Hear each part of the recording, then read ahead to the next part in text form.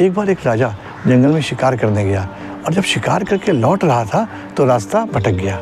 वहीं पर उसे 3 लड़के मिले जंगल में, जिन्होंने राजा को रास्ता बताने में बहुत मदद करी और राजा अपने राज्य में सकुशल पहुंच गया। और तब राजा ने उन लड़कों से कहा कि तुमने मेरी मदद करी है, लो तुम कोई भी चीज़ मुझसे मांग सकते हो।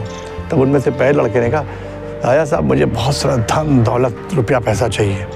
दूसरे ने कहा, मुझे बहुत बड़ा बंगला गाड़ी नौकर चाकर चाहिए।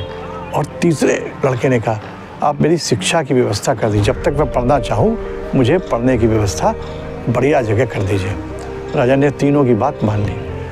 तो जो पहला लड़का था जिसने बहुत सारा धन दौलत रुपया पैसा मांगा था, अब जब इतना सारा उसके पास हो गया तो उसे घमंड आ गया और उस घमंड की वजह से वो आलसी भी हो गया, कोई काम नहीं करता था। धीरे धीरे उसका सारा पैसा बर्बाद हो गया, वो फिर से गरीब हो गया। दूसरा लड़का जिसने बहुत बंगला घोड़ा गाड़ी सब कुछ मांगा था, वो भी बड़ा आलसी हो गया और एक दिन गांव में बाढ़ आई, उसका सारा ये महल वहल गाड़ी घोड़ा सब बह गया, वो भी फिर से गरीब हो गया।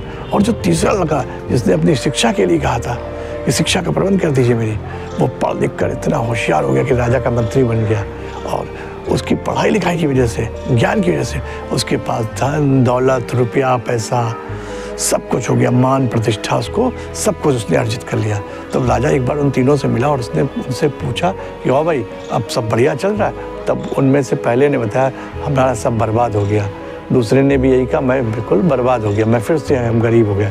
और तीसरे ने कहा, आपने जो मेरी शिक्षा का प्रबंध करा था उसकी वजह से आज मैं राजा आपके मैं मंत्री हूँ और बहुत बढ़िया मेरा काम चल रहा है। तो दोस्तों शिक्षा जो है हमारी पहली ज़रूरत है।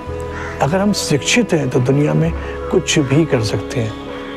ये छोटा सा वीडियो अगर आपको अच्छा लगा तो उसको लाइक करिएगा और दोस्तों में शेयर करिएगा। थैंक्स फॉर वॉचिंग रूप तिवारी मोटिवेशन।